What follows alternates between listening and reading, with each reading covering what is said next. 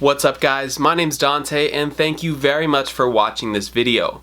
I'm so happy to be on camera right now. I'm so happy to be making this because I've noticed over the past couple weeks a decline in being able to associate with people, which is how I mostly bring positivity into the world. That's my main outlet for positivity. So like I said, I'm becoming more and more grateful for having this outlet as a way of me giving positivity to the world, or me trying to open up to whoever's watching, right? And because I'm in the practice of, whenever I notice that there's something lacking in my life, the question is, how can I give more of it? And because I haven't been able to be around people, I've noticed a lack in positivity, a lack in connection, and that can really take a toll on somebody who loves those things, who cares about those things in their lives. I'm sure all of you are feeling that too. Less and less people, it's the boredom. People are calling it being so bored and self-quarantine, and I totally get that. I'm somebody who likes to be around people, likes to spread positivity, and that just brings me back to my point, which is that I'm super grateful to have this outlet. But I think to myself, what about somebody who doesn't have this as a way of giving positivity or a way of connecting to the world? You know, right now, it can be hard, because there's so many protocols in place, there's so many suggestions of how to stay healthy, and I'm not saying that we refuse to accept those as good suggestions or suggestions that are useful, because I think they are. But I also don't want to dismiss the fact that it's causing something for a lot of people. It's causing confusion. It's causing disconnection, disunity. I mean, I hate to bring it up, you know, and I'm not usually one to bring up all of these mainstream things that are going on, but with the toilet paper fiasco, or people, I don't want to say hoarding, but taking more than they need right now as a form of fear. It's how people express their fear. Because, and I know it's fear, and the reason I know is because it's in violation of a principle. When we're practicing greed, when we're taking more than we can use, despite how it may affect other people, it means we're operating in a place that is not positive. That's a place of fear, right? We're trying to supply ourselves with all that we may need because we're not sure of what's happening. And there it is, not sure, meaning I'm fearful of what I don't know.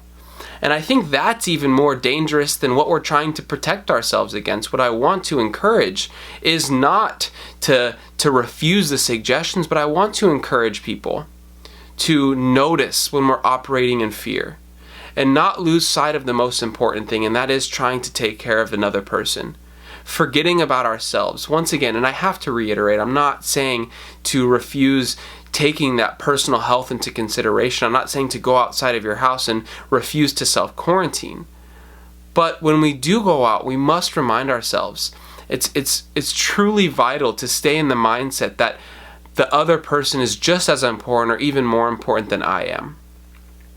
If I lose sight of that, at least for me, and this is coming from personal experience, when I start operating in fear, when I start becoming greedy and forgetting about the health and the well-being of other people, my life really declines. The quality of my life declines.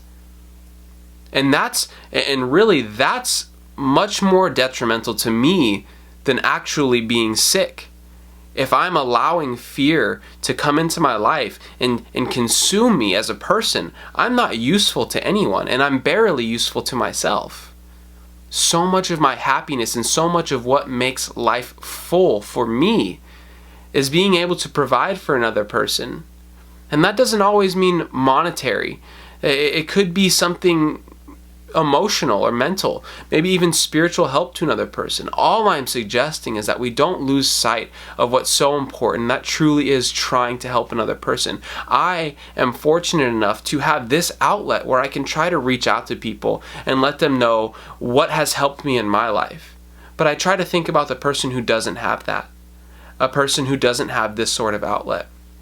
We have to leave the house once in a while. We have to do certain things. All I'm suggesting is that when we do those things, we don't get lost in what's best for us, allowing that part of our lives to take over and say, oh, you must do what's best for you.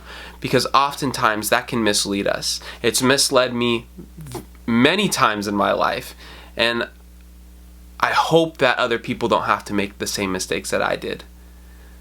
So as we go through our life right now, I know there's a lot of things changing. There's not a ton of time to watch videos like this. I get that. But I suggest that when we are out, that we remind ourselves other people are extremely important, and we ask ourselves what we can do for another person. And maybe that means just buying one less box of pasta or one less disinfectant wipe. But just keeping that in mind, right? That's not the only way we can help people.